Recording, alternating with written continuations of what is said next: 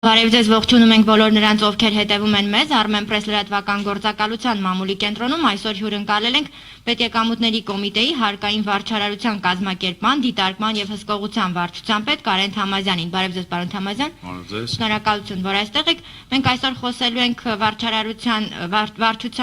2020 թվականի կատարած աշխատանքներից, ինչպես նաեւ կանդրադառնանք այս տարվա անելիքներին։ Խնդրեմ, պարոն Թամազյան, կներկայացնեք ձեր վիճակագրությունը։ Բարև ձեզ,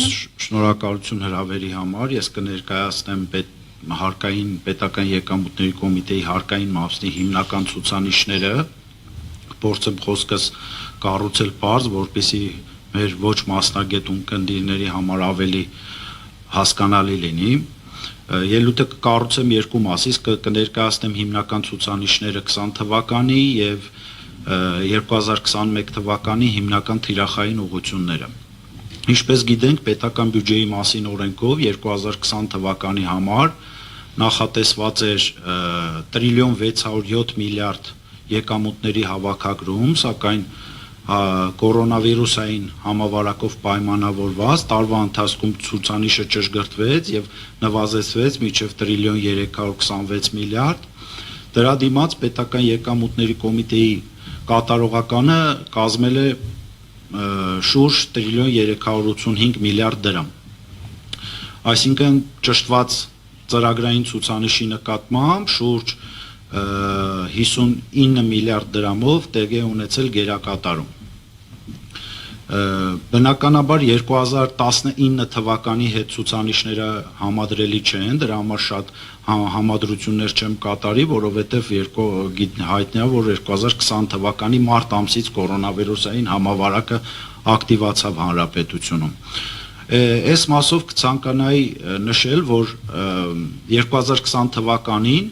հարկ վճարողներին վերադարձվել է շուրջ 138 միլիարդ դրամ, ինչը նույնպես պետական եկամուտների կոմիտեի կողմից հավաքագրված գումարն է, այսինքն եթե խոսենք ընդհանուր հավաքագրումից, ապա տրիլիոն 523 միլիարդ պետական եկամուտների կոմիտեի կողմից ապահովել է հարկային եկամուտների եւ պետական տուրքերի գծով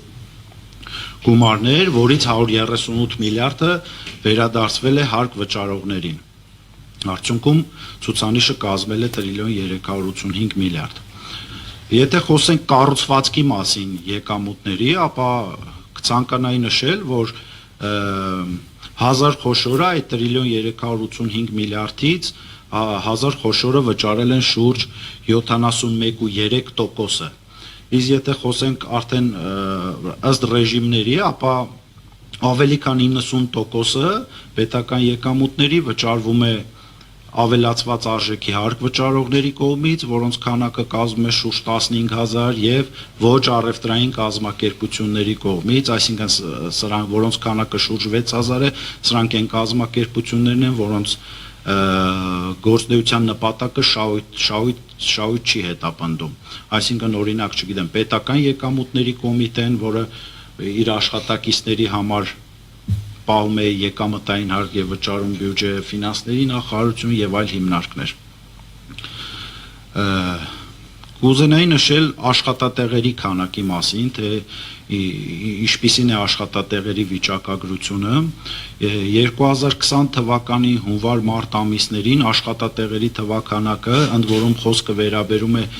եկամուտ ապահոված աշխատատեղերին, այսինքն սրանք են աշխատատեղերն են, որոնց մասով գործատուն հաշվարկել է տվյալ ամսում եկամուտ։ Հունվար-փետրվար-մարտ ամիսներին աճը ակնառու էր նախորդ տարվա նույն ամիսների համեմատ եւ ինչպես նաեւ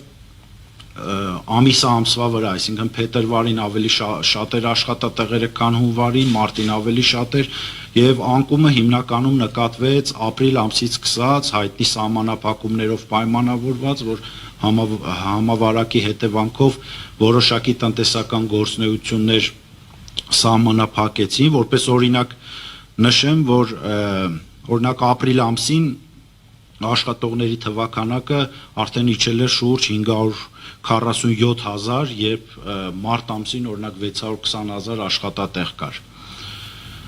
Սակայն տարեկան կտրվածքով, եթե միջին տարեկան վիճակագրությամբ նայեմ, միջին ամսական թվականակը 2020 թվականին կազմել է շուրջ 609,000 իսկ 2019 թվականին շուրջ 602,000, այսինքն 1.2%-ային կետով այնուամենայնիվ 20 թվականին աշխատատեղերի թվականակը բարձրացվել է։ Հարցունեք այս մասով։ Եթե կարելի է կնշեք, որ ոլորտներում են նկատվում հիմնականում աշխատատեղերի ավելացումը եւ սա ավելի շատ կապված է բիզնեսի աշխուժացման հետ, առողջացման հետ կորոնավիրուսային փուլում, թե ինչ որ նոր միտումներ են նկատվում։ Ասեմ, որ եթե 2018-19 թվականին ակտիվ վարչարություն է իրականացվել աշխատատեղերի մասով, ապա կարելի է նշել, որ 2020 թվականին խիստ վերահսկողություն չի կատարվել, հաշվի առնելով այն հանգամանքը, որ վիճակագրությունը ցույց էր տալիս, որ տնտեսվարող սուբյեկտները աշխատատեղերի մասով հարկային կարգապահությունը պահպանում են եւ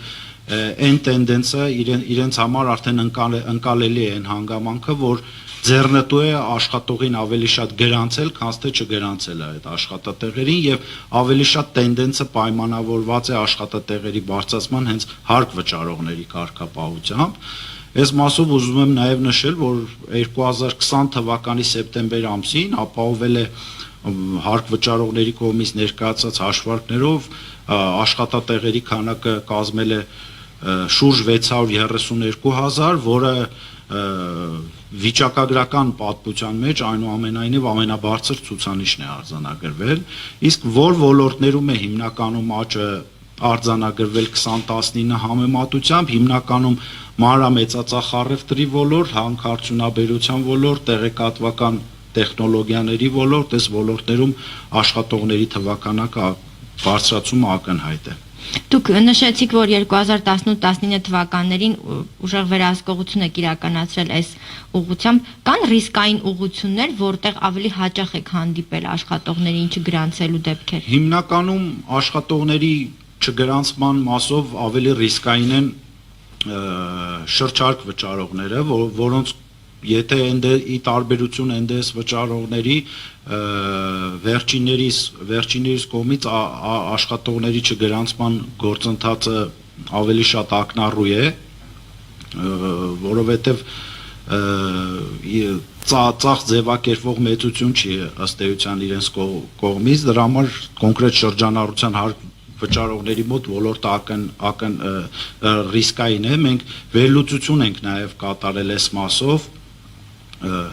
փորձել ենք այն շրջանառության հարկ վճարողները, որոնք որոշակի շեմից բարձր ունեն եկամտաբերություն, եկամուտներ, սակայն չունեն գրանցված աշխատողներ, վերջիններիս իրազեկումների տեսքով վարքաբանական ծանուցումներ ենք ուղարկել, բացատրելով, որ դուք ունեք այսքան շրջանառություն եւ չունեք գրանցված աշխատողներ, բացատրել ենք, որ դրա համար նախատեսված է 250,000 դրամ տուգանք եւ եթե հարկային մարմնի կողմից դա արձանագրվի, ապա լրացուցիչ ֆինանսական ռեսուրսներ ձեր կողմից կծախսվեն տուգանքների տեսքով եւ այդ հետազոտությունները ու եւ այդ ծանուցումների արդյունքում շուրջ պայմանական 100 հարկ վճարողի ենք մենք դրա վերաբերյալ ծանուցել շուրջ 70 աշխատակից օրինակ գրանցվեց։ Նման էքսպերիմենտներ կատարվում են հարկային մարմնի կողմից։ Իսկ ձեր դիտարկումներին չեն ցույց տալիս ավելի շատ ծանուցումներն են լինում, թե հենց տուգանքների էլ եք ստիպված լինում գնալ։ Չէ, տուգանքների էլ ենք գնում, բայց հիմնականում հարկային մարմնի որդեգրած քաղաքականությունը վերջին տարիներին հետևյալն է, որ աշխատում ենք հնարավորինս իրազեկման եւ բացատրելու արդյունքում հարկերը հայտարարել եւ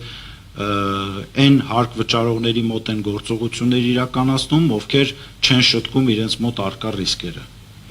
Եվ եթե կարելի է այդ աշխատողների թվի ավելացում արդյոք նկատելի ազդեցություն թողել է հարկային բազայի վրա։ Հարկման, ասեմ, յուրաքանչյուր աշխատող, քանի որ ես նշեցի, որ եկամուտ ապահովված աշխատատեղերի մասին ենք խոսում, ապա միանշանակ է, որ ցանկացած գրանցված աշխատողի աշխատավարձը, որը հայտարարվում է, ազդեցություն է ունենում նաև եկամուտների վրա եւ դրանից հաշվարկվող հարկերի հարկերի նկատմամբ։ Ուղղակի 2020 եւ 2019 թվականները համադրելի չեն այնքանով, որքանով որ 2019 թվականի եկամտային հարկը հաշվարկվում էր սանդղակով, այսինքն ավելի բարձր եկամուտ ունեցող քաղաքացիները ավելի շատ հարկեր վերջիներիցը սպավում, քան ավելի ցածր ունեցող, իսկ 2020 թվականին տոկոսադրույքը հավասարեցվեց եւ բոլորից նույն դրույքաչափով էր հարկվում, դրա համար 20-19 համադրություն չենք իրականացնում։ Իսկ ունենում եք դեպքեր, որ բիզնեսում աշխատողներին ավելի շատ այսպես հորդորում են քաղաքծառայության պայմանագիրը, ծառայություն մատուցելու պայմանագիրը սովորական աշխատանքային պայմանագրի դիմաց։ Ավելի շատ հետեւյալ երևույթն ենք նկատել, որ այն սուբյեկտները, առանձին սուբյեկտներ իրենց աշխատողներին հորդորում են, որ աշխատանքային պայմանագրերը լուծվում են գործատուների հետ եւ գրանցվում են, վերջինիս հորդորում են, որ գրանցվեն օրինակ անհատ ձեռնարկատեր, գործելով միկրո ձեռնարկատիրության հարկման հատուկ համակարգում, ու ինչպես գիտենք, այդ համակարգում հարկեր չեն վճարվում եւ աշխատանքային արդեն նույն աշխատանքային հարաբերության մասով որպես անհատ ձեռնարկատեր է ծառայությունը մատուցվում, օրինակ որպեսզի ավելի պատկերավոր լինի, օրինակ ֆիթնես ակումբը մարզչին հորդորում է, որը մարզիչը ֆիթնես ակումբի աշխատողն է, մարզչին հորդորում է, որ գրանցվի անհատ ձեռնարկատեր եւ մարզիչի ծառայություն մատուցի ֆիթնես ակումբին, որը ըստ էության աշխատանքային հարաբերություն է, սակայն միկրոձեռնարկատիրության համակարգում այդ ծառայությունը մարզիչի մատուցելը արդեն հարկ չի գեներացվում, ըստ ավելի շատ նմանատիպ երևույթներ են։ Իսկ դուք այստեղ անելիք ունեք։ Այո, իհարկե, մենք ամենօրյա հսկողություն ենք սահմանում, չնայած այս իմ նշած գործողությունը օրենսդրության սահմաններում է կատարում, այնուամենայնիվ հարկ վճարողների հետ բացատրական աշխատանքներով մենք փորձում ենք այս ռիսկերը կանխարգելել։ Շատ լավ։ Իսկ հաշվարկային փաստաթղթերի հետ կապված ինչ կներկայացնեք։ Հաշվարկային փաստաթղթերի հետ կապված նշեմ, որ 2020 թվականին հաշվարկային փաստաթղթերի քանակը բնականաբար նվազել է, հաշվարկային փաստաթղթերը դրանք այն փաստաթղթերն են, որոնցով հարկ վճարողները հիմնավորում են եւ արտացոլում են իրենց իրացման շրջանառությունները, վաճառքները, այսպես ասած։ 2020 թվականին տեղի է ունեցել էլի համավարակով պայմանավորված, տեղի ունեցել նվազում, մասնավորապես 2020 թվականին դուրս է գրվել 453 միլիոն հաշվարկային փաստաթուղթ 6.4 տրիլիոն դրամ գումարով, որը ավելի պակաս է 2019 թվականի նկատմամբ, քանակով 0.5%-ով, իսկ գումարով 1.5%-ով շուրջ 114 միլիարդ դրամ։ Ընդ որում ցուցանիշների վերլուծությունը նույնպես իրացման շրջանառությունների մասով ցույց է տալիս, որ այդ անկումը հիմնականում տեղի ունեցավ մարտ ամսից սկսած, որովհետև հունվար-փետրվար ամիսներին նախորդ ժամանակաշրջանի համեմատությամբ հաշվարկային փաստաթղթերի քանակը աճել էր շուրջ 34%-ով, իսկ շրջանառությունը 19.5%-ով հունվար-փետրվարին նախորդ տարվա նույն համադրելի ժամանակահատվածի համեմատությամբ աճել էր։ Արդեն մարտից անկումը նկատելի էր։ Հիմա տարվա կտրվածքով նվազումը պայմանավորում եք միայն կորոնավիրուսով պատերազմով։ Պայմանավորում եմ միայն կորոնավիրուսով եւ հետ պատերազմական տրամադրություններով։ Իսկ թեպետ տարին նոր է սկսել, բայց ինչ որ դրական միտումներ նկատվում է աշխատանքության։ Դեռ ուղղակի հունվար ամիսը չենք ամփոփել, դրա մասին ավելի ուշ կներկայացի, երբ որ հունվար ամիսը կամփոփենք։ Հաշվարկային փաստաթղթերը նաև ՀԴՄ-ն են, չէ՞, ներառում, ճիշտ եմ հասկանում։ Այո, ՀԴՄ կտրոններն են ներառում եւ հաշիվ վավերագրեր, հարկային հաշիվներ։ Եվ կարող եք մի քանի օրինակ ներկայացնել, բացի պատերազմից ու կորոնավիրուսից, եթե բիզնեսը փորձում է հնարամտությունների դիմել եւ ՀԴՄ-ի հետ կապված շրջանցումներ կատարել, ինչ որ դեպքեր հանդիպել եք։ Տեսեք, պետական եկամուտների կոմիտեի կողմից թեմատիկ ստուգումները ասեն, որ 2020 թվականին ավելի ուժեղացված հսկողություն է կատարվել հիմնականում ՀԴՄ կանոնների պահպանման ուղղությամբ եւ 2020 թվականին իրականացվել է ավելի քան 13000 ավելի քան 14000 հսկողական միջոցառում, որը նախորդ տարվա ցուցանիշը գերազանցում է 28%-ով, ընդ որում հուլիս-օգոստոս ամիսներին վերջին տարիների ամենաբարձր ցուցանիշն է արձանագրվել ՀԴՄ շահագործման կանոնների խախտման գծով եւ այստեղ կուզենայի նշել, որ 2020 թվականին այդ ՀԴՄ կանոնների խախտման բացահայտման ներգրավված տեսուչների ծանրաբեռնվածությունը 20%-ով աճել է, հիշեցնեմ, որ 2019-ին 18 թվականի համեմատությամբ ծանրաբեռնվածությունը կրկնապատկվել էր։ Եվ այս մասով կուզենայի ՀԴՄ կանոնների խախտման մասով նշել 2020 թվականին ի հայտ եկած նոր խախտման տեսակի մասին, որը որ բազմաթիվ տարիներ այդ խախտման տեսակը ի հայտ չէր եկել եւ 2020 թվականին ավելի քան 15 դեպքով բացահայտվել է ծրագրային միջամտությունների դեպքեր, սա ինչին է վերաբերում, երբ խանութը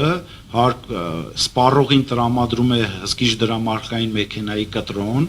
այսինքն սպառողը տեսնում է, որ տվյալ սուբյեկտը իրեն տրամադրել է հսկիչ դրամարկղային կտրոն, որը ամբողջությամբ բավարարում է օրենսդրության պահանջներին, սակայն ինչպես գիտենք, նոր սերնդի ՀԴՄ-ները նաև տպված կտրոնների վերաբերյալ տեղեկատվություն փոխանցում են պետական եկամուտների կոմիտեի տեղեկատվական բազա, սակայն այդ հնարամիտ հարկվճարողները կատարելով ծրագրային միջամտություն, այսինքն տպելուց հետո կատարում են ծրագրային միջամտություն եւ ավելի նվազ գումարով են տեղեկատվությունը փոխանցում պետք տեղեկատվական բազա, որպեսզի այդ գործարքները հսկելի չլինեն։ Դրա արդյունքում ստացվում է իրականում տպված օրինակ 1000 դրամ կտրոնի դիմաց որոշակի ապրանք հանում են մեջից եւ ուղարկում են 700 դրամ պետական եկամուտների կոմիտե։ Հաճախ եք նման դեպքերի։ Դե արդեն իսկ ավելի քան ասեցի 15 դեպքով արձանագրվել է, այդ սուբյեկտները մեր ամենօրյա հսկողության ներկա են, այսինքն ում մոտ արձանագրվում է ծրագրային միջամտության դեպք, արդեն իսկ վերջիններս ամենօրյա հսկողության տակ են լինում։ Ձեր վարչարությունը այդ ուղղությամբ խստացվելու է այս տարի։ Այո, այս տարի խստացվելու է այդ ուղղությամբ։ Շատ լավ, մեր գործընկերներից եկած հարցերից հնչեցնեմ, հանրային հեռուստաընկերությունն է հարցնում, ՊԵԿ-ը վարչարարական նորություններ ունենալու է այս տարի, լինի աշխատատեղերի գրանցման, թե հարկերի հավաքագրման համար, մանավանդ որ տնտեսությունն այնպիսի վիճակում չէ, որ հարկային ստվերը հանդուրժի։ Այո, իհարկե, պետական եկամուտների կոմիտեն ասեմ, որ միշտ ռիսկային ոլորտները հսկողության տակ է պահելու ու հենց 2021-ի մի քիչ առաջ ընկանք թիրախային ուղղությունն է նաև լինելու, որ ՀԴՄ շահագործման կանոնների խախտումները, որոնք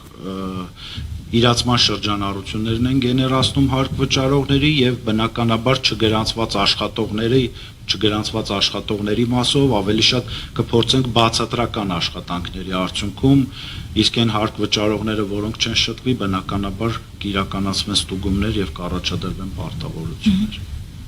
Մասամբ իհարկե խոսեցինք, բայց եթե կարելի է միկրոձեռնարկատիրության ոլորտում ի հայտ եկած ռիսկերին անդրադառնանք, դուք ձեր նախորդ ասուլիսներում խոսել եք, որ հարկվճարողները գնում են հնարամտությունների, 2020-ին ինչ միտումներ ունենք։ 2020-ին, ինչպես նշեցի, այն միտումը, որ աշխատանքային հարաբերությունը տեղափոխվում է ծառայությունների մատուցման ոլորտ, ասեմ, որ 2020 թվականին ավելի քան 1000 միկրոձեռնարկատիրության սուբյեկտ հարկային մարմնի վերլուծությունների արդյունքներով տեղափոխվել է կամ շրջարկի հարկման դաշտ կամ ավելացված արժեքի հարկման դաշտ, այսինքն ընդհանուր հարկման համակարգ, 1000 սուբյեկտների մասով ռիսկերը բացահայտվել են եւ վերջիններս անցել են այլ հարկման համակարգեր։ Հազարներ ռիսկային են եղել։ Այո, հազարներ դրանք նրանք են, որոնց մասով ռիսկեր են բացահայտվել եւ տեղափոխվել են հարկման ընդհանուր համակարգ կամ շրջանառության հարկով հարկման համակարգ։ Իսկ այս ծավալի ռիսկերը տեսնելով ինչ եք կարծում, քաղաքականության վերանայման անհրաժեշտություն կա։ Այո, ներկայումս քննարկվում է միկրոձեռնարկատիրության եւ միկրոձեռնարկատիրության մասով ասեմ, որ նաեւ նկատվում է, երբ որ ընդհանուր հարկման դաշտում գործող հարկ վճարողների ծախսերը հիմնավորող փաստաթղթեր են դուրս գրվում, այսինքն միկրոձեռնարկատիրության համակարգը, ինչպես նշեցի, հարկվող չէ եւ նրա կողմից դուրս գրված հաշվարկային փաստաթղթերը արդեն ընդհանուր հարկման համակարգում գործող սուբյեկտների համար հանդիսանում են ծախսեր եւ այս առումով նախատեսվում է քննարկումներ, իհարկե կարծում եմ լայն հանրային քննարկման կդրվի, որպեսզի որոշակիորեն հատուկ հարկման համակարգերում գործող սուբյեկտների դուրս գրած փաստաթղթերը արդեն իսկ ընդհանուր հարկման համակարգում գործող սուբյեկտների համար ծախսը հիմնավորող փաստաթղթեր չհամարվեն կամ համարվեն որոշակի շեմից ներքև գումարի մասով, դե դա նախագծային ուղղություն է, որը դեռ քննարկվի մանրամասն։ Բայց վերլուծությունները ինչ ցույց տվեցին, որ թիրախի համար, որ այս փոփոխությունները արվել էին, կարողացան օգտվել այդ առաջարկներից։ Իհարկե կարողացան, նշեմ, որ շուրջ 40,000 միկրոձեռնարկատիրության սուբյեկտներ կան եւ բազմաթիվ են նրանց մեջ տեսակարգը շատ մեծ է, որոնք որ ունեն իրականում մինչև 24 միլիոն դրամ իրացման շրջանառություն եւ օգտվում են հարկ չվճարելու արտոնությունից, այսպես ասած, եւ այդ համակարգից։ Շատ լավ, 2019 թվականի դեկտեմբերին որոշում կայացվեց կառուցվածքային փոփոխություններ կատարել, սահմանելով հակակշիռների ինստիտուտ, եթե 1 տարի անց հետհայացքով նայենք, 2020-ին որքանով հաջողվեց այս փոփոխություններ եւ ինչ արդյունք տվեցին։ Այո, հարկային մասը հիմնական հիշեցնեմ, որ 5 ստորաբաժանում է գործունեություն անում այս մասով, դա սպասարկման վարչություն, կրճատկասեմանունները, վերլուծության վարչություն, ընթացիկ հսկողության վարչություն, համալիր հարկային ստուգումների վարչություն եւ կազմակերպման վարչությունը, եւ այս վարչությունների ստեղծմամբ եւ պետական եկամուտների կոմիտեում կառուցվածքային փոփոխություններով արդեն յուրաքանչյուր ստորաբաժանում սկսեց զբաղվել իր ոնց որ նեղ մասնագիտական աշխատանքով եւ դրական ցուցանիշները ակնհայտ են, եթե ստորաբաժանումների ցուցանիշները ներկայացնեմ, ձեր համար ակնհայտ կլինի, օրինակ համալիր հարկային ստուգումների վարչության ահռելի աշխատանքի արդյունքում, որը բացառապես կատարում է համալիր հարկային ստուգումներ, շուրջ 1126 ստուգման արդյունքում առաջադրվել է 87 միլիարդ դրամ պարտավորություն, բացի այդ 14 միլիարդ դրամի չափով ստուգման ընթացքում հարկ վճարողները ներկայացրել են ճշգրտված հաշվարկներ,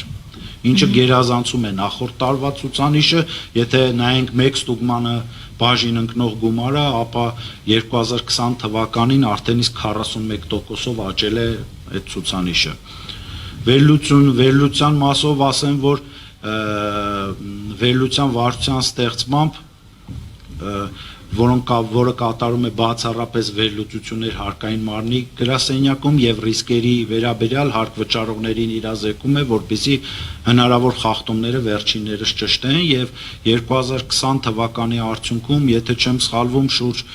12 միլիարդ դրամ պարտավորություն է հարկ վճարողների վերլուծությունների արդյունքում առաջացել հարկ վճարողների կողմից ներկայացված ճշտված հաշվարկներով, ինչը 2019-ի համեմատությամբ գերազանցում է շուրջ 26%-ով։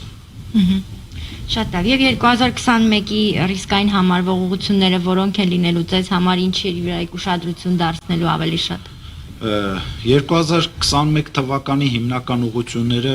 ասեմ, որ առաջնային ուղղություն է լինելու հին սերնդի ՀԴՄ կիրառող տնտեսվարող սուբյեկտների նկատմամբ հսկողությունը, ինչպես գիտենք 2019 թվականի հունվարի 1-ից բոլոր հարկ վճարողների համար նոր սերնդի ՀԴՄ-ները պարտադիր են, ինչը նշանակում նոր սերնդի ՀԴՄ, դրանք այն ՀԴՄ-ներն են, որոնք հնարավորություն են տալիս on-line եղանակով հարկային մարմին հետևել տպված կտրոններին եւ մեր գնահատմամբ 2021 թվականի հունվար ամսվա դրությամբ շուրջ 5000 տնտեսվարող սուբյեկտ դեռևս կիրառում է հին սերնդի ՀԴՄ-ներ եւ այս ուղղությամբ ասեմ, որ 20 թվականին էլ հսկողություն կատարվել է եւ շուրջ 800-ից ավել սուբյեկտների նախազգուշացվել է եւ 100-ից ավել սուբյեկտներ տուգանվել են հին սերնդի ԴՄ ունենալու համար եւ 2021 թվականը այս ուղղությամբ թիրախային է լինելու հարկ վճարողներից այս մասով բազմաթիվ էին 2020 թվականի սկզբում են բողոքները, որ քանի որ ազատականացվել է շուկան եւ մասնավոր կազմակերպություններն են ներմուծում ՀԴՄ-ներ եւ տալիս հարկ վճարողներին, բողոքներն են առայն, որ տվյալ սուբյեկտները չունեն բավարար քանակի մնացորդներ, որպեսզի պահանջարկը ապահովեն, սակայն ասեմ, որ մեր ունեցած տեղեկատվությամբ արդեն 21 թվականի հունվարի դրությամբ այդ 5 տնտեսվարող սուբյեկտները, որոնք որ տրամադրում են ՀԴՄ-ներ, ունեն բավարար մնացորդներ արկա պահանջարկը բավարարելու համար։ Երկրորդ հիմնական ուղղությունը լինելու է միկրոձեռնարկատիրության եւ շրջանառության հարկի ոլորտում գործունեություն իրականացնող սուբյեկտների նկատմամբ հսկողությունը, ինչպես գիտենք, միկրոյի համար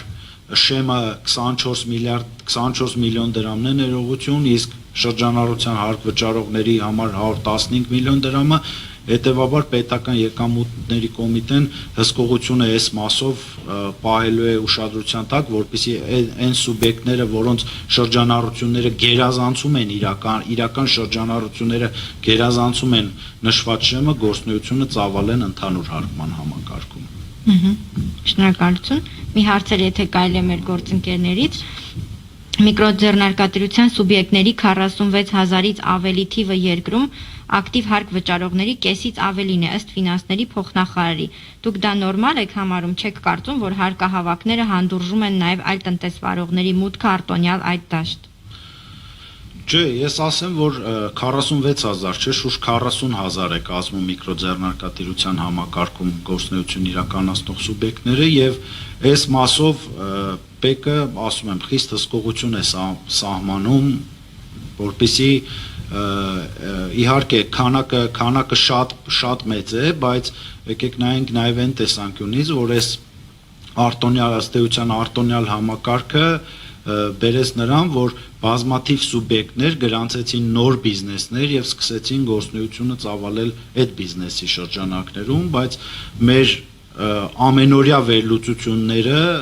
ուղղված են հենց միկրոձեռնարկատիրության համակարգին, որպեսզի այնտեղ չհայտնվեն այն սուբյեկտները, որոնց այդ համակարգը վերաբերելի չէ։ Շնորհակալություն, դուք ունեք ավելացնելու բան։ Ես կուզեի խոսել նաեւ կորոնավիրուսի տնտեսական աջակցության միջոցառումների մասին, որից ՊԵԿ-ը անմասն չի մնացել, 2020 թվականի ընթացքում ավելի քան 25 միջոցառում է նախատեսված եղել կառավարության որոշումներով տնտեսվարող սուբյեկտներին աջակցելու համար, որից 5 միջոցառումը անմիջականորեն իրականացվել է պետական եկամուտների կոմիտեի կողմից եւ 2020 թվականի ընթացքում 5 միջոցառումների արդյունքում պետական եկամուտների կոմիտեի կողմից ավելի քան 25,000 հարկ վճարողի վճարվել է շուրջ 9 միլիարդ դրամ աջակցության գումար։ Շնորհակալ եմ շատ։ Հարցերը սպառվեցին, ձեր գործերին հաջողություն, ավարտենք